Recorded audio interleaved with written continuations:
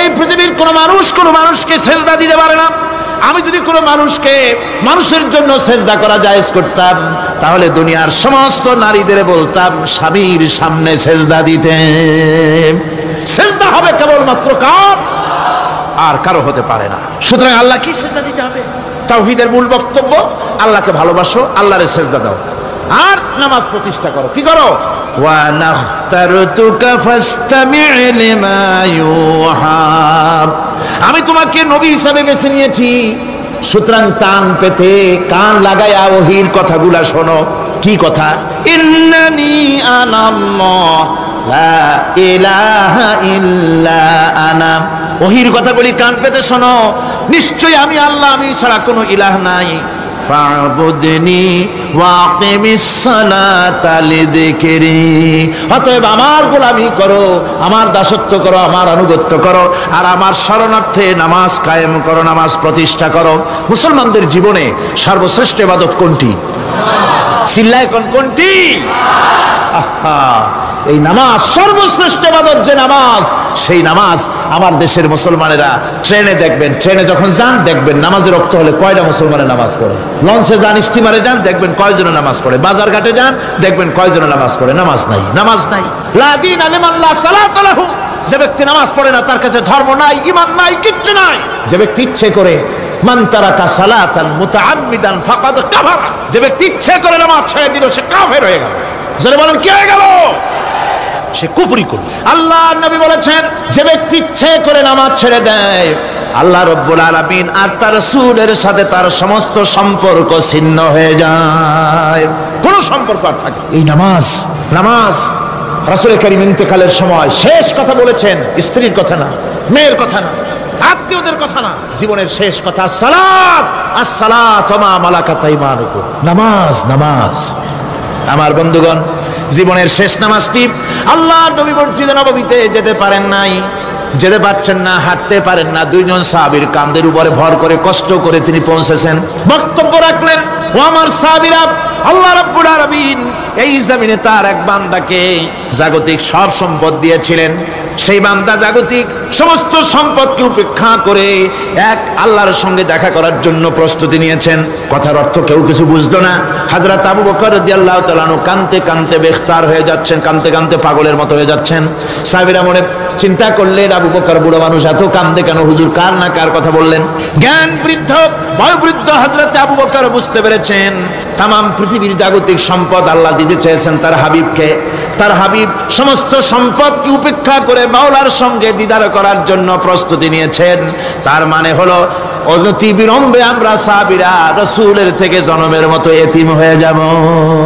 হুজুর বললেন, আজ থেকে মসজিদে নববীর সমস্ত দরজাগুলি বন্ধ হয়ে যাবে, শুধু আবু বকরের দরজাটা খোলা থাকবে।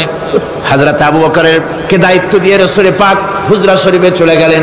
পরবর্তী নামাজের রক্তে এশা রক্ত হয়ে গিয়েছে।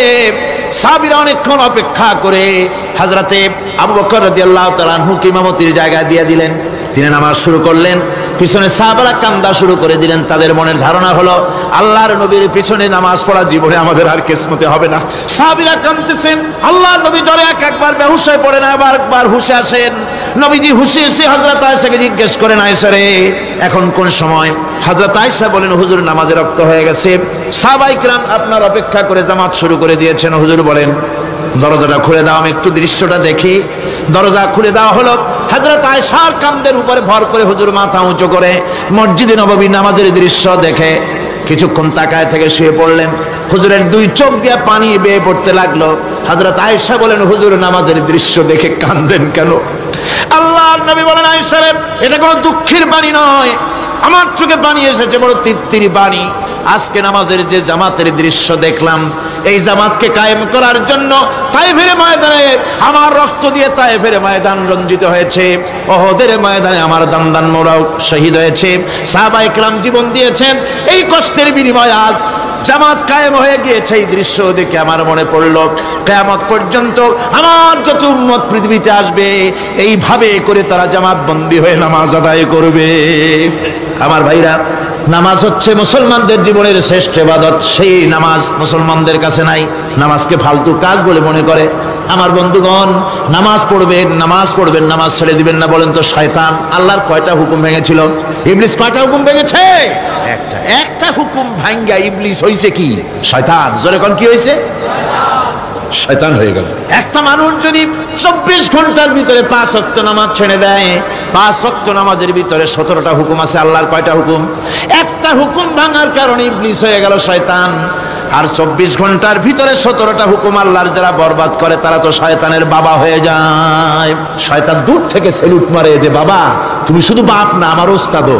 একটা হুকুম ভঙ্গ করে আমার এই দশা হইছে, আর তুমি 24 ঘন্টা আল্লাহর 17টা করে হুকুম ভাঙ্গো। তুমি তো শয়তান না, শয়তানের চাইতেও বেকায়দা। জোরে কর নাউযুবিল্লাহ। নামাজের মধ্যে সেজদা দিবেন, মজা পাবেন। নামাজ মেশিনের মতো পড়বেন না, নামাজ পড়বেন মুহাব্বতের সাথে। আল্লাহর সামনে দাঁড়িয়েছেন, কার সামনে? মেশিনের মতো পড়বেন না, দায় সারা গোসল পড়বেন। আল্লাহর নবী বলেন নামাজের ভিতরে যখন সেজদায় যাবে, সেজদা যখন দিবে তখন মনে করবে তুমি যেন তোমার কপালকে আল্লাহ রাব্বুল আলামিনের কদম মোবারকের উপরে ছেড়ে দিয়েছো। নামাজ ছেড়ে দিবেন না। 5 ওয়াক্ত নামাজ আমার যুবক ভাইরা, সর্বশ্রেণীর মুসলমান ভাইরা 5 ওয়াক্ত নামাজ বা জামাত আদায় করবেন। রাজি আছেন? রাজি আছেন? কারা কারা রাজি দেখতে চাই? আলহামদুলিল্লাহ, হাত নামান। জোরে কোন আলহামদুলিল্লাহ, হাত নামান।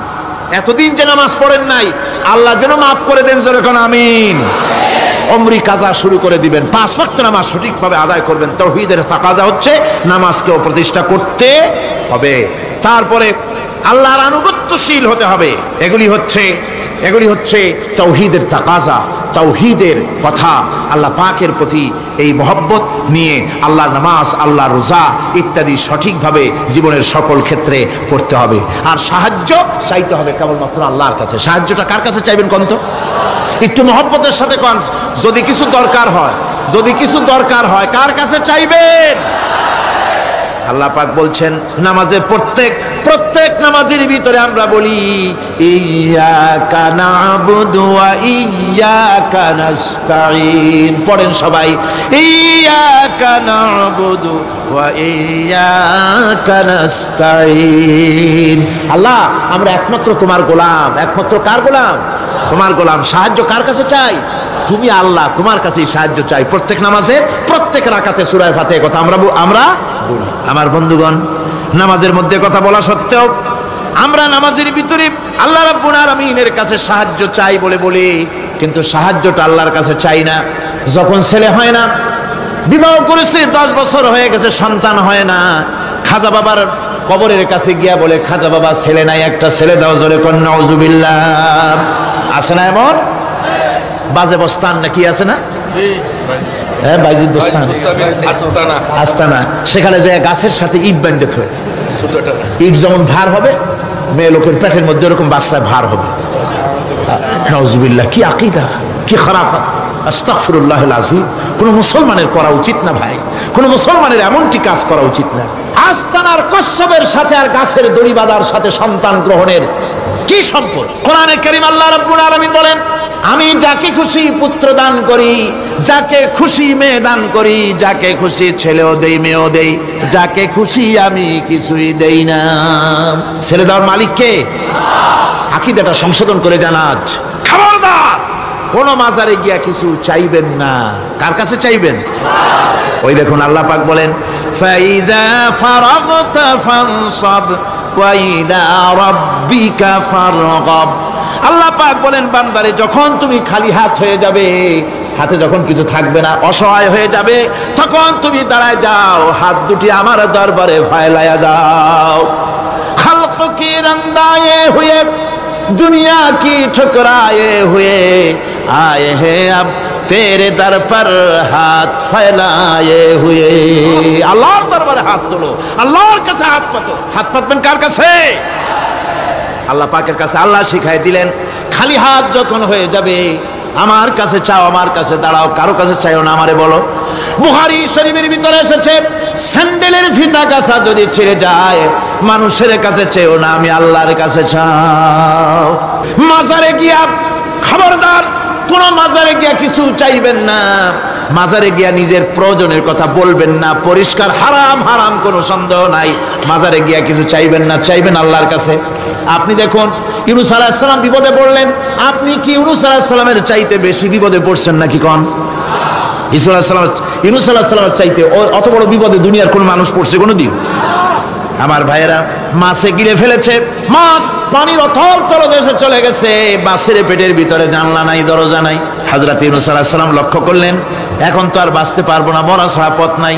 ইউনূস আলাইহিস সালাম চিৎকার মারলেন, লা ইলাহা ইল্লা আনতা সুবহানাকা ইন্নী কুনতু মিনাজ জালিমিন। পড়েন সবাই, লা ইলাহা ইল্লা আনতা সুবহানাকা ইন্নী কুনতু মিনাজ জালিমিন।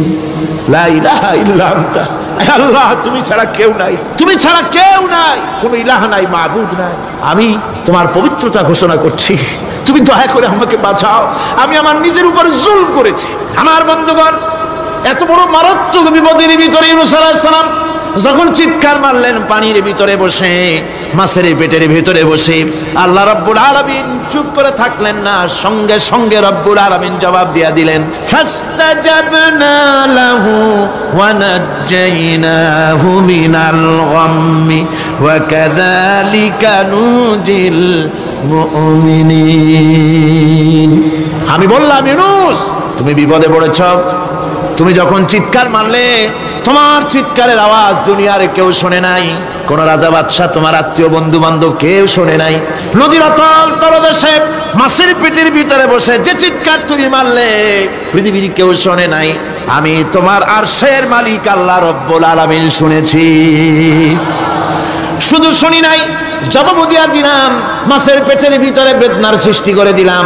মাছ বেটে উঠলো নদীর উপরে, ব্যথার চোটে মাছ দেখলো বমি করা ছাড়া পথ নাই, মাছ দরিয়ার কিনারে গিয়া বমি করে ফালাই দিল ইউনূস আলাইহিস সালামকে। আল্লাহ বলেন, ইউনূস রে বাঁচায় দিলাম।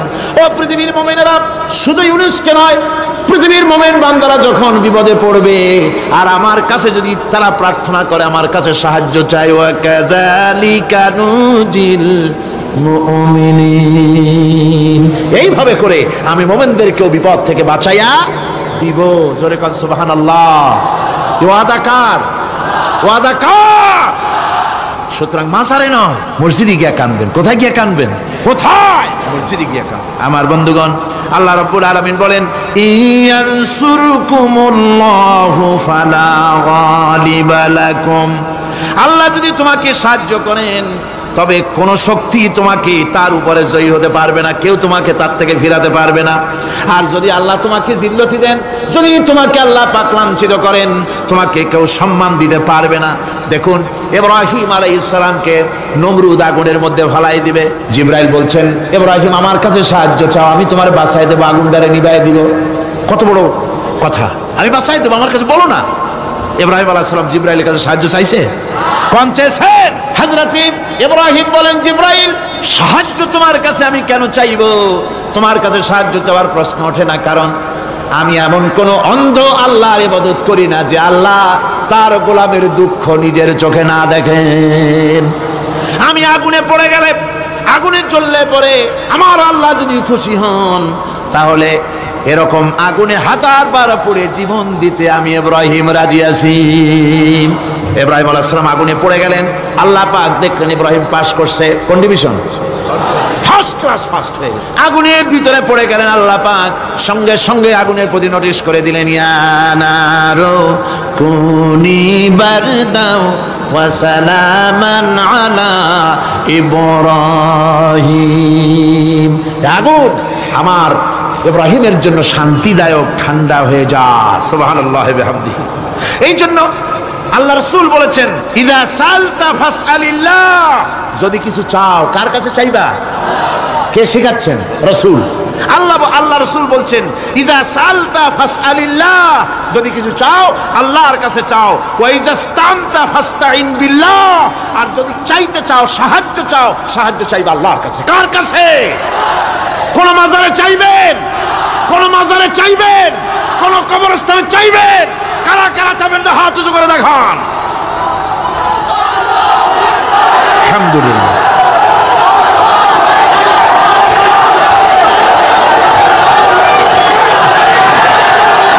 আলহামদুলিল্লাহ। ও ভাই বসেন বসেন, আমি তো দাঁড়াইতে কই নাই, দাঁড়ান কেন? এই তো শেষ করে দিচ্ছি। বিরক্ত হচ্ছেন নাকি? বিরক্ত হচ্ছেন? শেষ হয়ে এলো, একটুখানি জিকির করেন আল্লাহর। আল্লাহ আল্লাহ আল্লাহ আল্লাহ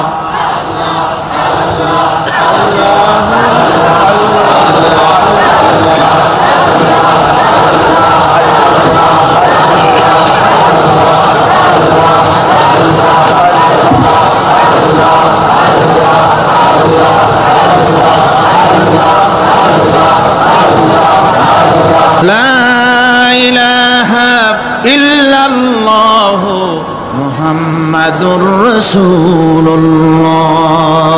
ভাইরা, এতক্ষণ আমি যা বললাম, আর রহমান আল্লামাল কোরআন, আল্লাহ আমাদের কোরআন শিখাইছেন, দয়াবান মেহেরবান তিনি আমাদের কোরআন শিখাইছেন। কোরআন আমাদেরকে তৌহিদ শিখাইছে। কি শিখাইছে? এতক্ষণ তৌহিদের কথা বললাম, এবার শিরকের কথা শুনতে হবে। তৌহিদ বোঝা যাবে না শিরক না জানলে, শিরক বোঝা যাবে না তৌহিদ না জানলে। দিন বোঝা যায় না রাত না বুঝলে, রাত বোঝা যায় না দিন না হলে, টক বোঝা যায় না মিষ্টি না হলে, মিষ্টি বোঝা যায় না টক বা তিতা না হলে। কথা বুঝতে পেরেছেন? একটার বিপরীত আর একটা, এটাকে বুঝতে হবে। সুতরাং শিরক এটা হচ্ছে আন্দাজ আর অনুমানের উপর। শিরকের ভিত্তি আন্দাজ আর অনুমান। শিরকের ভিত্তি কি? এ কথাগুলি আমার না, আমি কার কথা শোনাতেছি? আমি কি কিসসা কাহিনী শোনাচ্ছি? গাঁজাখুরি গল্প? আল্লাহর কথা। আমার আল্লাহ পাক বলছেন, আলা ইন্না লিল্লাহি মান ফিস সামাওয়াতি ওয়া মান ফিল আরদ। জেনে রাখো, আসমানের বাসিন্দা হোক আর জমিনের বাসিন্দা হোক, সব হতেছে আল্লাহর মালিকানাধীন। কার মালিকানাধীন? وما يتبع الذين يدعون من دون الله شركاء। যারা আল্লাহকে ছাড়া মন গড়া শরীকদারকে ডাকে, আল্লাহরে বাদ দিয়া অন্য শরীকদের যারা ডাকে, তারা এইটা ডাকে কিভাবে? ইয়াত্তাবিউনা ইল্লা যান্না ওয়া ইনহুম ইল্লা ইয়াখরুসুন। তারা নিছক আন্দাজ এবং অনুমানের অনুসারী, আর শুধু কল্পনাই করে। সব কল্পনা, কোনো দলিল নাই। মাজারে গিয়া কিছু চাওয়া, এর কি কোনো দলিল আছে? রাসূলুল্লাহ এরকম করেছেন, সাহাবায়ে কেরাম এরকম করেছেন? আগরবাতি দেওয়া, মোমবাতি দেওয়া, চাদর দেওয়া, এগুলো রাসূলুল্লাহ করেছেন না সাহাবায়ে কেরাম করেছেন? এগুলি সব আন্দাজ এবং অনুমানের উপরে করা। শিরক হচ্ছে অন্ধ অনুকরণের পরিণতি। ওই দেখছি মা বাপ করেছে, মুরব্বীরা করেছে, তাই করে। আল্লাহ পাক বলছেন, যদি তাদের জিজ্ঞেস করে সব কাজ করো কেন তারা? রব্বুল আলামিন বলেন, হাউলাই মা ইয়াবুদুনা ইল্লা কামা ইয়াবুদু আবাউহুম মিন ক্বাবল। হে নবী, এরা সেই মিথ্যা খোদাদের ইবাদত করে। কেন করে? প্রশ্ন করা হলে তারা এই জন্যই করে যে তাদের বাপ দাদারে করতে দেখেছে, তাই বাপ দাদাদের অনুসরণ তারা করে, অনুকরণ করে, আন্দাজের উপরে, অনুমানের উপরে। তাদের কাছে কোনো দলিল নাই। এই শিরক থেকে ফিরে থাকার জন্য সূরা লোকমানের মধ্যে দেখুন, হযরতে লোকমান তিনি তার সন্তানকে ডেকে বলছেন, ইয়া বুনাইয়া ইয ক্বালা লুকমানু লিবনিহি ওয়া হুয়া ইয়াইযুহু ইয়া বুনাইয়া লা তুশরিক বিল্লাহ ইন্নাশ শিরকা লাযুলমুন আযীম। ইয়া বুনাইয়া, হে আমার নান্না মুন্না লাডলা, হে আমার কলিজার টুকরা সন্তান, ইয়া বুনাইয়া লা তুশরিক বিল্লাহ, খবরদার আল্লাহর সাথে শরীক স্থাপন করো না। ইন্নাশ শিরকা লাযুলমুন আযীম। শিরক হচ্ছে মস্ত বড় অপরাধ। যারা শিরক করে তারা অপমানিতের শেষ পর্যায়ে চলে যায়, তারা অপমানিত হয়। কিরকম? ওয়ামান ইউশরিক বিল্লাহি ফাকান্নামা খাররা মিনাস সামাই ফাতাখতাফুহু আত-তায়রু আও তাহবি বিহির রিহু ফি মাকানিন সাহিক। আল্লাহর সাথে যারা শিরক করে সে যেন আকাশ থেকে পড়ে গেল। কার কথা এটা? যে ব্যক্তি শিরক করলো সে যেন আকাশ থেকে পড়ে গেল, আর পাখি যেন তাকে মহাশূন্য থেকে ছ মেরে নিয়ে গেল, বাতাস যেন তাকে এক বিরাট প্রান্তর নিয়ে বিন্দু বিন্দু করে ছিন্ন ভিন্ন করে দিল। তার মানে হলো আকাশ থেকে পড়ে যাওয়ার অর্থ হলো তাওহীদের অবস্থান থেকে সরে যাওয়া। পাখিতে ছো মারার অর্থ হলো যখন সে শিরক করে তখন শয়তানের সে ফুটবল হয়ে যায়। শয়তানের কি হয়? শয়তানের ফুটবল হয়ে যায়। বাতাস উড়িয়ে নেওয়ার অর্থ হলো লালসা এবং নফসের প্রবৃত্তির ভিতরে লোকটি নিমজ্জিত হয়ে যায়। সুতরাং অপমান এবং লাঞ্ছনা পাওনা থাকে যারা শিরক করে তাদের জন্য। আল্লাহ শিরকের ব্যাপারে একটা দৃষ্টান্ত দিচ্ছেন। আল্লাহ পাক কোরআন শরীফে অনেক দৃষ্টান্ত দিয়েছেন। দৃষ্টান্ত দিলে লোকেরা বোঝে ভালো, ঠিক কিনা কোন? আল্লাহ পাক দৃষ্টান্ত দিচ্ছেন, ইয়া আইয়ুহান নাসু দুরিবা মাসালুন ফাসতাবিউ লাহু ইন্নাল্লাযীনা তাদউনা মিন দুনিল্লাহি লা ইয়াখলুকু যুবাবান ওয়ালাউ ইসতামাউ লাহু। আল্লাহ পাক বলেন, হে মানব সকল, আমি আল্লাহ একটা দৃষ্টান্ত দিতেছি, তোমরা শোনো। সুবহানাল্লাহ। আল্লাহ পাক বলছেন, আমি একটা দৃষ্টান্ত দেই, তোমরা শোনো। ফাসতামিউ লাহু, কান পাতা ভালো করে শোনো আমার দৃষ্টান্তটা। আমি আল্লাহরে বাদ দিয়ে যারা অন্যদেরকে ডাকে প্রয়োজন পুরাবার জন্য, সন্তান পাওয়ার জন্য, স্বাস্থ্য ভালো হওয়ার জন্য, ঋণ মুক্ত হওয়ার জন্য, ইবাদত করার নিয়ত নিয়ে আমারে বাদ দিয়ে তারা যারা ডাকে, যাদেরকে ডাকা হলো, ওরা তো মাছির মতো একটা প্রাণীও বানাইতে পারে না। ছোট্ট একটা মাছিও বানাইতে পারে? জোরে বলেন, পারে? মাছির মতো প্রাণী বানানো তো দূরের কথা। ওয়াইয়াসলুবহুম যুবাবু শাইআ লা ইস্তানকিযুহু মিনহু দাউফাত তালিব ওয়াল মাতলুব। ওই মাছি যদি তার কাছ থেকে কোনো জিনিস হরণ করে নিয়ে যায়, মাছির কাছ থেকে ওটা ফিরায় রাখার ক্ষমতা তার নাই। মূর্তি বানানো হয়, 10খানা হাত, 20খানা হাত, 40টা মাথা, সামনে ডাব আছে, চিড়া আছে, কলা আছে, মুড়ি আছে, কত খাবার। মাছিতে সব যদি নিয়ে যায়, কুত্তায় দাঁড়ায় যদি গায়ে পেশাবও করে দেয়, এতগুলা হাত একটা হাত দিয়েও সরাইয়া দিতে পারে না। আল্লাহ পাক বলেন, দাউফাত তালিব ওয়াল মাতলুব। যাদের কাছে ওরা চায়, ওই আশ্রয় প্রার্থী আর আশ্রয়দাতা দুটোই দুর্বল। হাদিস শরীফে এসেছে, একবার এক মুশরিক রাসূল করিম সাল্লাল্লাহু আলাইহি ওয়াসাল্লামের কাছে এসেছেন একটা ভাঙ্গা, ঠ্যাং ভাঙ্গা, কল্লা ভাঙ্গা একটা মূর্তি নিয়ে। হুজুর বলছেন যে তোমার এই মূর্তিটার কল্লা ঠ্যাং ভাঙ্গা কেন? সে ব্যক্তি কইল যে হুজুর, এটা হলো আমার খোদা। বিপদ আপদ থেকে বাঁচার জন্য সবসময় বগলে রাখি, না জানি কোন সময় কোন বিপদে পড়ে যাই। পথে চলতে গিয়ে পেশাব আসলো, ভাবলাম খোদারে নিয়ে এই কাম করুন, তার রাস্তার উপরে দাঁড় করায় রাখা, এরপরে আমার কাজ সারলাম। এসে দেখি খোদাটার মাথা থেকে শুরু করে পা পর্যন্ত খালি ভিজা। ভাবলাম খোদার শরীর ভিজা, নিশ্চয়ই কোনো বরকতের পানি হবে। কোলে তুলে নিয়ে চাট আরম্ভ করলাম। চাটতে গিয়ে টের পাইলাম যে গন্ধ লাগে টক টক। আশ্চর্য কথা, বরকতের পানি এরকমের ঝাঁঝালো গন্ধ, নাক ছিঁড়ে যাওয়ার মতো।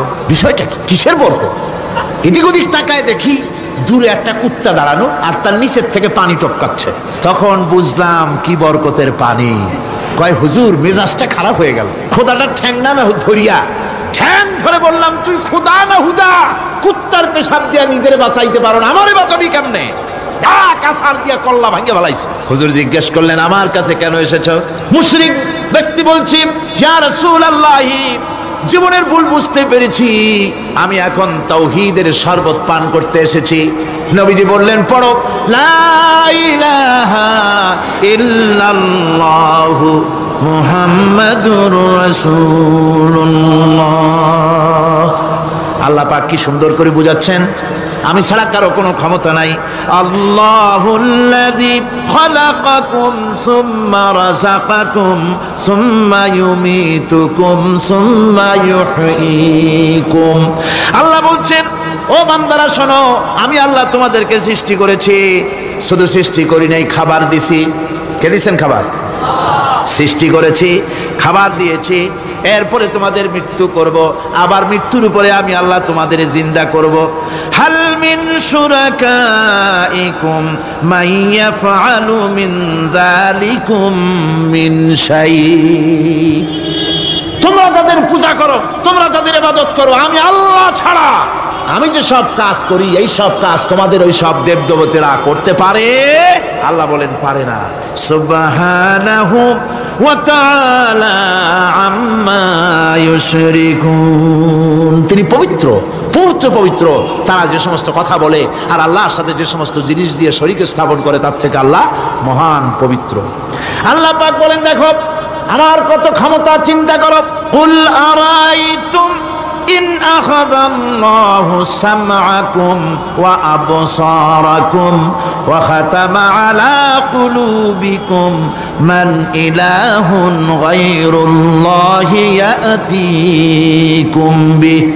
আল্লাহ পাক বলেন, ও নবী আপনি বলেন, বলে দিন, আল্লাহ যদি, তোমরা কি কখনো এই কথা চিন্তা করে দেখেছো, আল্লাহ যদি ইচ্ছে করেন তাহলে তোমাদের কানের শ্রবণ শক্তি আল্লাহ পাক বন্ধ করে দিতে পারেন, ইচ্ছে করলে তোমাদের চোখ দুটির দৃষ্টি শক্তি আল্লাহ পাক কেড়ে নিতে পারেন, ইচ্ছে করলে তোমার বিবেক বুদ্ধি সব লোপ পায়া পাগলে পরিণত করে দিতে পারেন।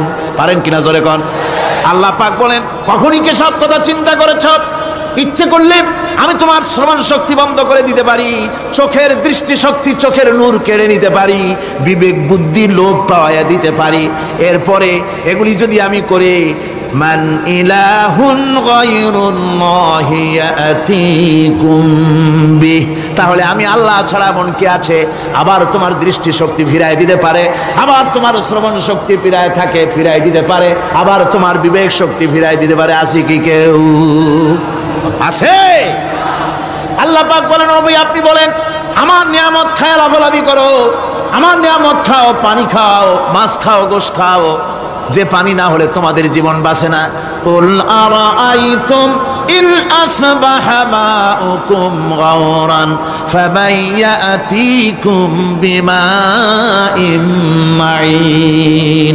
নবী বলে দিন, সমুদ্রের পানি, দরিয়ার পানি, কুয়ার পানি, পাতালের পানি, সমস্ত পানি যদি আমি আল্লাহ শুকায় দেই, তাহলে এমন কোন খোদা তোমার আছে নতুন করে পানির আমদানি করে দিতে পারে? কি সুন্দর করে আল্লাহ বুঝাচ্ছেন, সুবহানাল্লাহ, সুবহানাল্লাহ। আল্লাহ পাক আবার বলেন, শোনো বান্দারা, ও নবী আপনি মানুষকে ভালো করে বুঝান। কুল আরাইতুম ইন জাআলাল্লাহু আলাইকুমুল লাইলা সারমাদান ইলা ইয়াউমিল কিয়ামাহ। ও নবী ভালো করে বুঝান, আমি যদি এই রাত্রটাকে টেনে কিয়ামত পর্যন্ত লম্বা করে দেই, এই রাত যদি আর সকাল না হয়, মান ইলাহুন গায়রুল্লাহি ইয়াতিকুম বিদিয়া, আমি আল্লাহ ছাড়া কে আছে এই রাতের অন্ধকার দূর করে দিয়ে সূর্যের আলো এনে দিতে পারে? আছে কেউ? আফালা তাসমাউন, তোমরা শুনতে পাও না? কান নাই? আল্লাহ পাক বলছেন শুনতে পাও না? ইচ্ছে করলে আমি তা করতে পারি।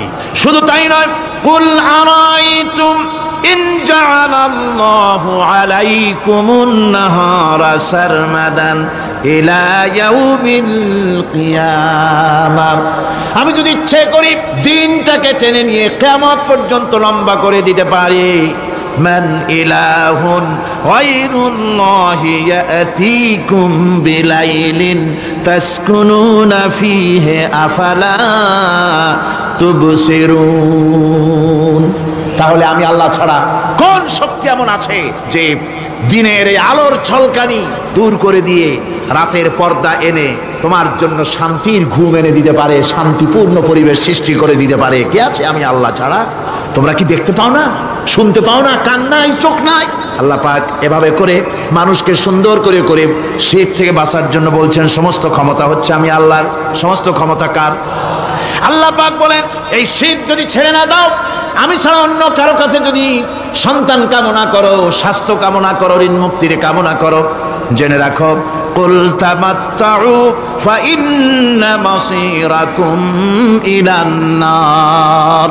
আল্লাহ পাক বলেন, নবী ওদের বলে দেন, ফুর্তি করো, খাও, জনমের মতো লুটে পুটে খাও, এরপরে জায়গা হবে জাহান্নাম। জায়গা হবে কোথায়? শিরক যারা করে তাদের জায়গা হবে জাহান্নাম। আল্লাহ বলে দিয়েছেন, ইন্নাহু মান ইউশরিক বিল্লাহি ফাকাদ হারামাল্লাহু আলাইহিল জান্নাহ ওয়া মাওয়াহুন নার, যে ব্যক্তি শিরক করবে তার জন্য আল্লাহ পাক জান্নাতকে হারাম করে দিবেন। নাউযুবিল্লাহ, আল্লাহর জান্নাত হারাম, যারা শিরক করবে তাদের জন্য বেহেশত কি? হারাম। আমার বন্ধুগণ, বড় মারাত্মক কথা, খবরদার, এই শিরক থেকে আমাদেরকে বাঁচতে হবে। আল্লাহ সব গুনাহ মাফ করবেন, শিরকের গুনাহ আল্লাহ পাক বলছেন, ইন্নাল্লাহা লা ইয়াগফিরু আন ইউশরাকা বিহি ওয়া ইয়াগফিরু মা দুনা যালিকা লিমান ইয়াশা। আল্লাহ রাব্বুল আলামিন শিরকের গুনাহ মাফ করবেন না, সমস্ত গুনাহ মাফ হয়ে যাবে। শিরকের গুনাহ রব্বুল আলামিন মাফ করে দিবেন না। ওয়া মাই ইউশরিক বিল্লাহি ফাকাদ ইফতারা ইসমান আযীমা। যারা শিরক করলো তারা আল্লাহর সাথে মিথ্যা আরোপ করলো, জুলম করলো আল্লাহর উপরে। জোরে কোন নাউযু বিল্লাহি মিন যালিক। ভাইরা আমার, সুতরাং আমাদেরকে ডাকতে হবে একমাত্র আল্লাহ পাককে। কাকে ডাকতে হবে? আল্লাহ পাককে ডাকতে হবে। তিনি আমাদের সমস্ত প্রয়োজন মিটিয়ে দিবেন। এ বিশ্বাস আছে তো? এ বিশ্বাস হয়েছে? আল্লাহ পাক বলছেন, ওয়ালা তাদউ মিন দুনিল্লাহি মা লা ইয়ানফাউকা ওয়ালা ইয়াদুররুকা ফাইন ফাআলতা ফাইন্নাকা ইযাম মিনাজ জালিমিন। আল্লাহকে ছেড়ে এমন শক্তিকে কেন ডাকো যে শক্তি তোমার কোনো ফায়দা করতে পারবে না, কোনো ক্ষতিও করতে পারবে না, এমনকি ওরা নিজেদেরও কোনো উপকার করতে পারে না। আল্লাহ পাক আরো বলেন, ওয়াইয়ামসাসকাল্লাহু বিদুররিন ফালা কাশিফা লাহু ইল্লা হুয়া। আল্লাহ পাক যদি কোনো বিপদ দেন, ওই বিপদ থেকে তোমাকে কেউ ফিরাইয়া দিতে পারে না।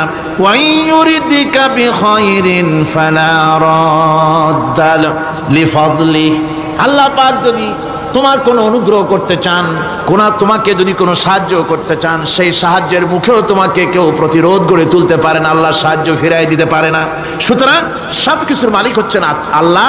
চাইতে হবে আল্লাহর কাছে। বলুন তো জোরে সরে, হায়াতের মালিক কে? সমস্ত মুসলমানদেরকে চিল্লায় বলতে হবে। দাঁড়ানো মানুষ, বসা মানুষ, সব মুসলমান একযোগে শরীরের সমস্ত শক্তি দিয়ে বলুন, হায়াতের মালিক কে? মওতের মালিক কে? হাসাবার মালিক কে? কাঁদাবার মালিক কে? খেতে দেওয়ার মালিক কে? মৃত্যু দেওয়ার মালিক কে? সব কিছুর মালিক কে? আল্লাহ সুবহানাহু ওয়া তাআলা। তিনি হচ্ছেন একমাত্র আমাদের প্রভু। ওই আল্লাহ রাব্বুল আলামিন বলেন, ওয়া'বুদুহু ওয়াশকুরু লাহু ইলাইহি তুরজাউন। ওই আল্লাহর ইবাদত করো, তার শুকর আদায় করো, তার দিকেই আমাদের সকলকেই ফিরে যেতে হবে। আমরা বিপদে পড়ি, মুসিবতে পড়ি, যে অবস্থায় থাকি, আল্লাহ আমাদেরকে বাঁচান, রক্ষা করেন, এই বিশ্বাস আমাদের মনের মধ্যে সবসময় থাকতে হবে। আমরা ঝড়ের মধ্যে পড়ি, বৃষ্টির মধ্যে পড়ি, বিপদে পড়ি, যেখানেই থাকি, যত কষ্ট করি, সব জায়গায় আল্লাহ আমাদের হেফাজত করেন। কে করেন? হেফাজত। সুতরাং কোনো মাজারে নয়, কোনো কবরে নয়। আপনারা এর থেকে, এই সমস্ত শিরক এবং বেদাত থেকে আপনাদেরকে বাঁচতে হবে। আকাশ থেকে, জমিন থেকে খাদ্য, রিজেক, ভালো সব কিছু আল্লাহ পাক আমাদেরকে দেন। আইলাহুম্মা আল্লাহ। এই সমস্ত কাজে আল্লাহর কোনো শরীক নাই। আছে নাকি কোনো শরীক? যদি থাকে, কুল হাতু বুরহানাকুম ইন কুনতুম সাদিকিন। যদি তোমাদের কোনো দলিল থাকে, যদি সত্যবাদী হও তোমাদের দাবিতে, তাহলে সেই দলিল তোমরা নিয়ে আসতে পারো। আমাদেরকে পরিষ্কারভাবে সব কিছু চাইতে হবে আল্লাহর কাছে। এই ঈমান আজকে পোক্তা হলো তো? জোরে বলেন, পোক্তা হলো? আমরা মুনাজাত করব। এখন কি করব? মুনাজাত হবে। দাঁড়ানো ভাইরা বসেন, এক মুহূর্তের ভিতরে দাঁড়ানো ভাইরা বসে পড়ুন। আল্লাহর কাছে এখন আমরা চাইবো। আজকে জুমার রাত। আজকে কিসের রাত? যে আল্লাহর এত শক্তির কথা বললাম, সেই আল্লাহর কাছে চাইবো, ভিক্ষা করব। আজকে আল্লাহর কাছে চাইবো। আল্লাহর কাছে চাওয়া থেকে যারা মাহরুম হয়, তাদের অবস্থা যে কত করুণ। আল্লাহর কাছে যদি হাত পাতার মতো হিম্মত না হয়, মুনাজাতের কথা শুনে যারা হাঁটে, আমার দুঃখ হয় তাদের জন্য, করুণা হয় তাদের জন্য। আল্লাহ পাকের কাছে হাত তুলতে হবে, আল্লাহর কাছে হাত তুলতে হবে। কার কাছে হাত তুলতে হবে? আল্লাহর কাছে। এখন মুনাজাত হবে। দাঁড়ানো ভাইরা বসেন, কোন মুসলমান দাঁড়ানো থাকবেন না। সাহায্য আমরা প্রাণ ভরে চাইবো আল্লাহর কাছে। কার কাছে? একটি হাদিস আপনাদেরকে শোনাতে হয়। روي الطبراني في إسناده أنه كان في زمان النبي صلى الله عليه وسلم منافق يؤذي المؤمنين فقال بعضهم قوموا بنا نستغيث برسول الله صلى الله عليه وسلم من هذه المنافق. طبراني হাদিস, এটি সনদ সহকারে হাদিসটি এসেছে। সেটা হচ্ছে এই যে রাসূল করিম সাল্লাল্লাহু আলাইহি ওয়াসাল্লামের জামানায় একজন মুনাফিক এক এলাকায় মুসলমানদেরকে খুব রকম নির্যাতন করতেছিল। এলাকার মুসলমানেরা বলল যে চলো আমরা যাই, রাসূল করিম সাল্লাল্লাহু আলাইহি ওয়াসাল্লামের কাছে সাহায্য চাই, তিনি যদি মুনাফিক থেকে আমাদের বাঁচান।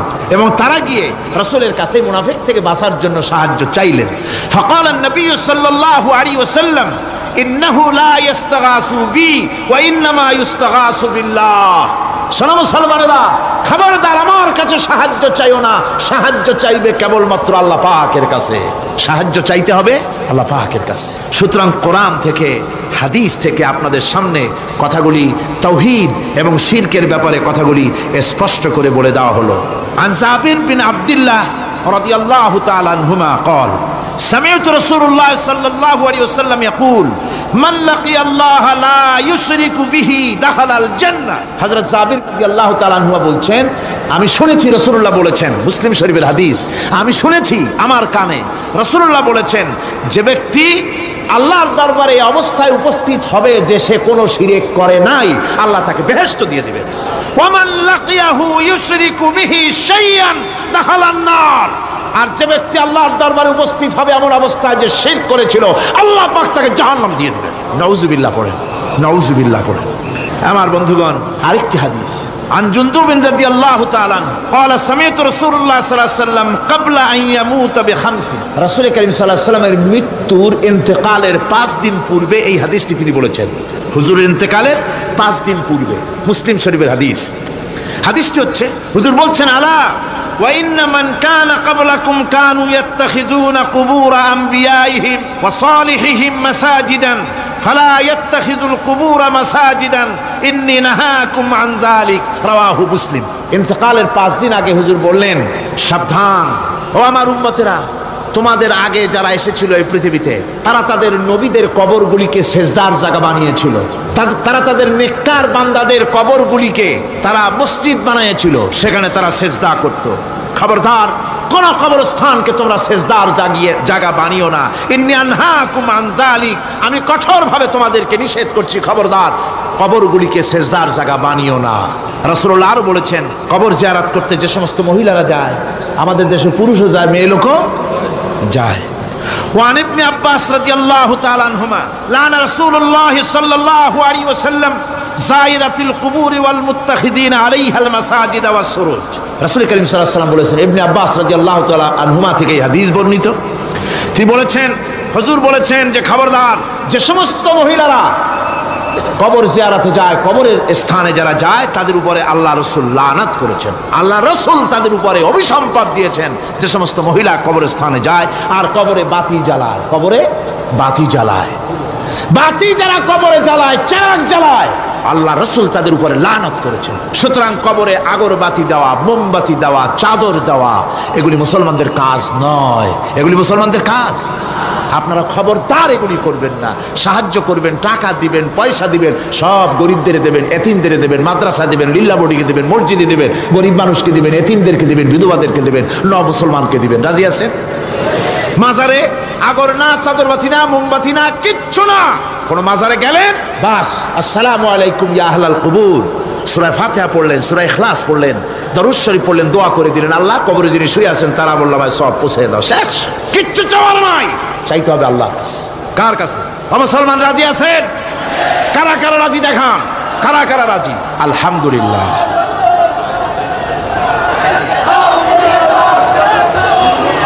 আমার বন্ধুগণ, সুতরাং আর রহমান আল্লামাল কোরআন, আল্লাহ রাব্বুল আলামিন তিনি আমাদেরকে কোরআন শিক্ষা দিয়েছেন।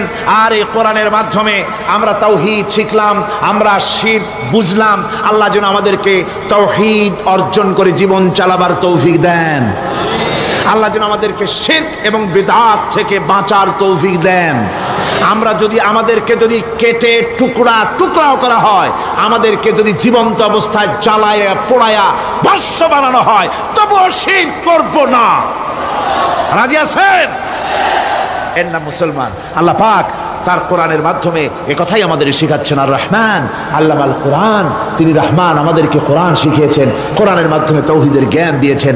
এই তাওহীদের উপরে যেন আমরা প্রতিষ্ঠিত হতে পারি, আল্লাহ যেন আমাদেরকে তৌফিক দান করেন।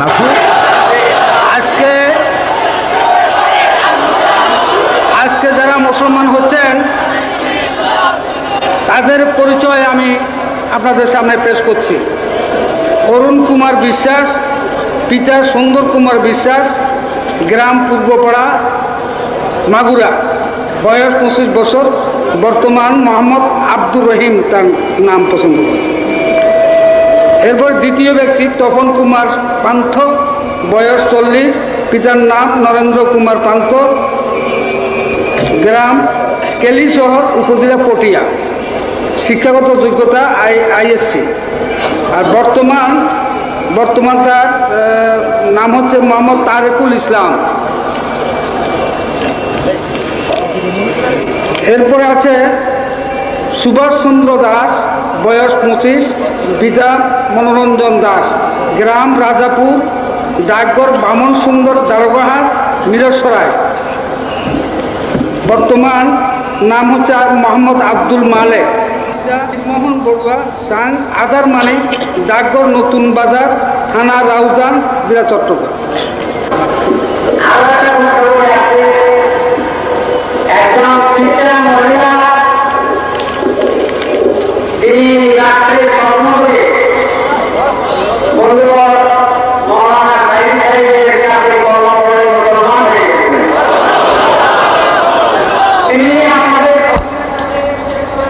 কাছে দোয়া চেয়েছেন, আপনারা সকলেই দোয়া করবেন তাকে যেন আল্লাহ পূর্ণাঙ্গ মুসলমান বানায় দুনিয়া থেকে যাওয়ার তৌফিক দান করেন।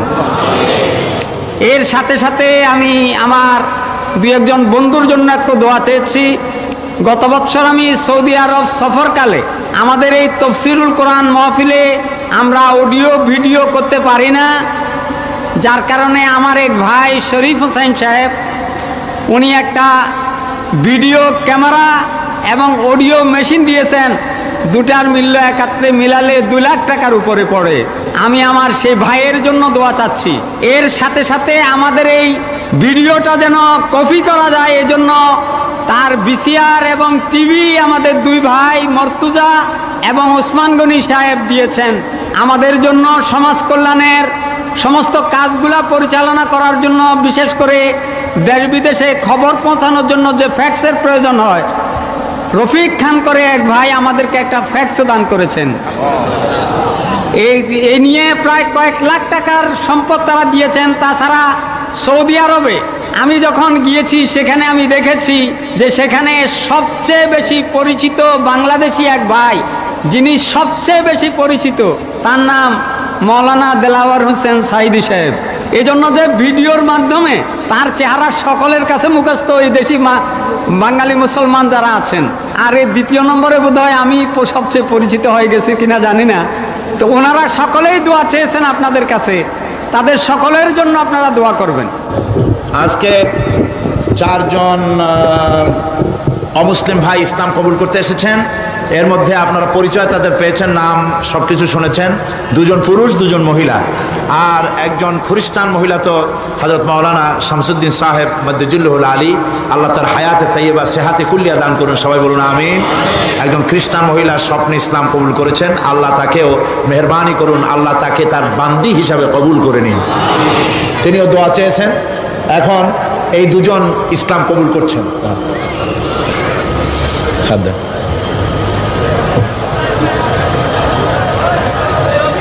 বলেন লা ইলাহা ইল্লাল্লাহু মুহাম্মাদুর রাসূলুল্লাহ। আল্লাহ ছাড়া কোনো ইলাহ নাই, মাবুদ নাই, উপাস্য নাই। মুহাম্মদ সাল্লাল্লাহু আলাইহি ওয়াসাল্লাম আল্লাহর প্রেরিত রাসূল। আশহাদু আন লা ইলাহা ইল্লাল্লাহু ওয়াহদাহু লা শারীকা লাহু ওয়া আশহাদু আন্না মুহাম্মাদান আবদুহু ওয়া রাসূলুহু। আমি সাক্ষ্য দিচ্ছি আল্লাহ ছাড়া কোনো ইলাহ নাই, মাবুদ নাই, উপাস্য নাই। তিনি এক, তিনি একক, তিনি নিরঙ্কুশ, তার কোনো অংশীদার নাই। আমি আরো সাক্ষ্য দিচ্ছি মুহাম্মদ সাল্লাল্লাহু আলাইহি ওয়াসাল্লাম আল্লাহর প্রেরিত বান্দা এবং রাসূল। সবাইকে বলেন আসসালামু আলাইকুম। আলহামদুলিল্লাহ, আমাদের এই 2 ভাই এখন আমাদের তাওহীদবাদী মুসলিম ভাইতে পরিণত হয়ে গেলেন। তাদের সাথে আমাদের সম্পর্ক হচ্ছে ভাই ভাই। আমাদের এই মুসলমান ভাইদেরকে, নতুন মুসলমানদেরকে আমি আলিঙ্গন করছি।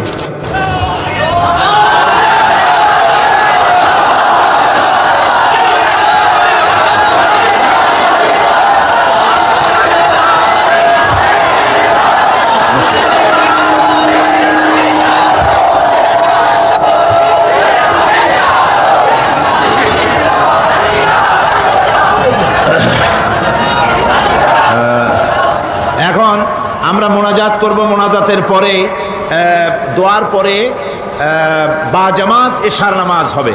একখানা কিতাব এসছে আমাদের হাতে।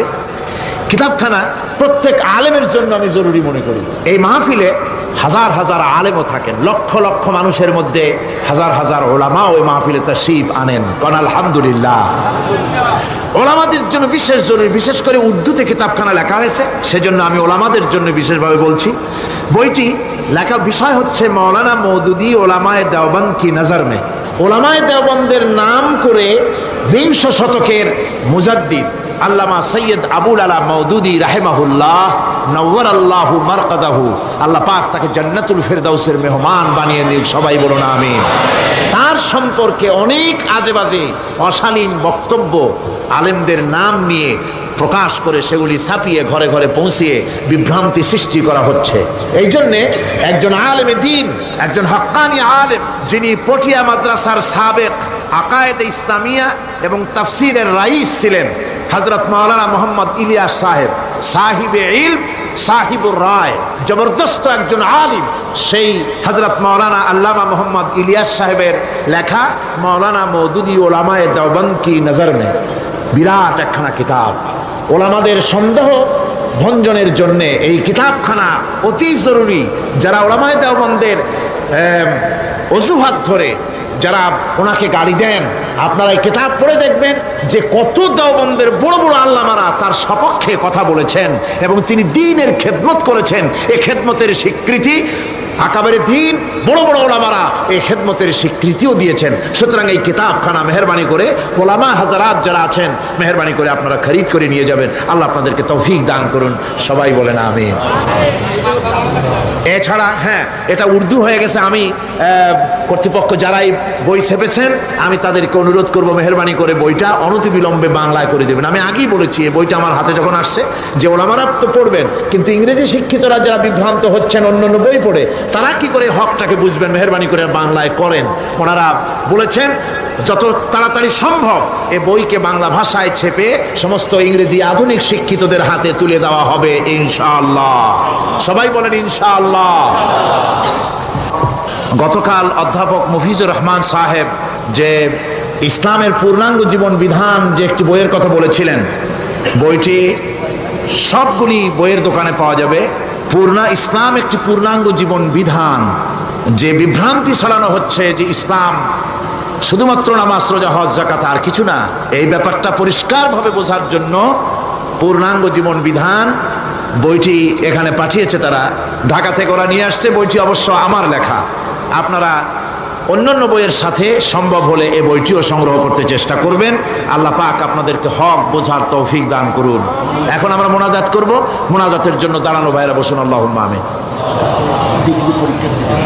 রব্বানা যালামনা আনফুসানা وإن لم تغفر لنا وترحمنا لنكونن من الخاسرين ربنا لا تزغ قلوبنا بعد إذ هديتنا وهب لنا من لدنك رحمة إنك أنت الوهاب رب العالمين লক্ষ লক্ষ মুসলমান নরনারী দীর্ঘ রাত পর্যন্ত আমরা তোমার দ্বীনের কথা, কোরআনের কথা, তোমার হাবিবের কথা শুনেছি, আলোচনা করেছি, জিকির আজকার করেছি, দরুদ সালাম পড়েছি।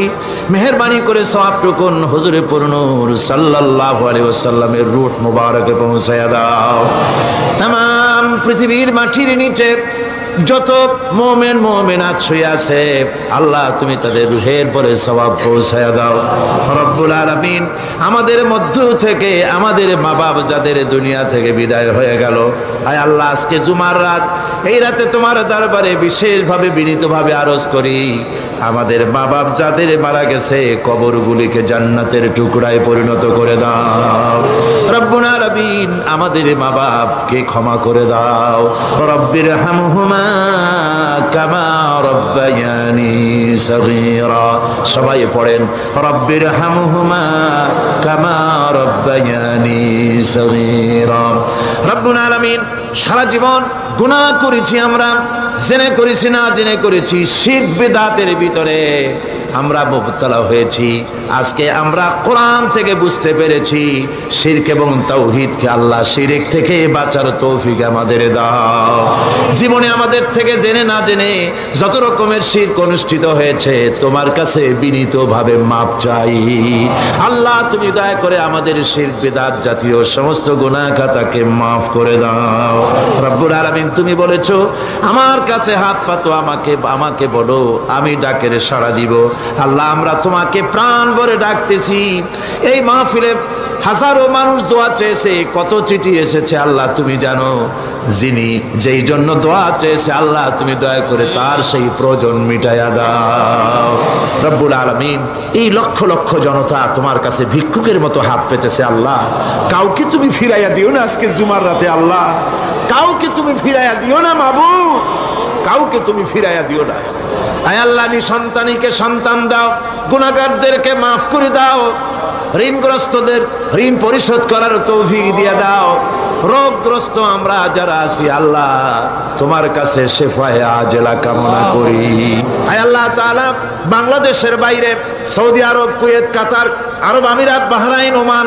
অনেকগুলি মুসলিম দেশ অমুসলিম দেশে বাংলাদেশের মুসলমানেরা যারা থাকে চট্টগ্রাম তাফসিরের মাহফিলের জন্য আসতে দিল চায় অনেকে আসতে পারে না টাকা দিয়ে সাহায্য করে চিঠি লিখে দোয়া চায় আল্লাহ বিদেশে বসবাসরত প্রবাসী বাংলাদেশি মুসলমানদের তুমি হেফাজত করো আল্লাহ তাদেরকে ঈমানের উপরে রাখো তাদের সকলকে কোরআনের খাদেম বানায়া দাও আয় আল্লাহ বিদেশে বসবাসরত বাংলাদেশি সকল মুসলমানকে দ্বীনের মুজাহিদ বানায়া দাও ربنا تقبل منا إنك أنت السميع العليم وتب علينا إنك أنت التواب الرحيم سبحان ربك رب العزة عما يصفون وسلام على المرسلين الحمد لله رب العالمين واجعل آخر كلمة عند الموت لا إله إلا الله محمد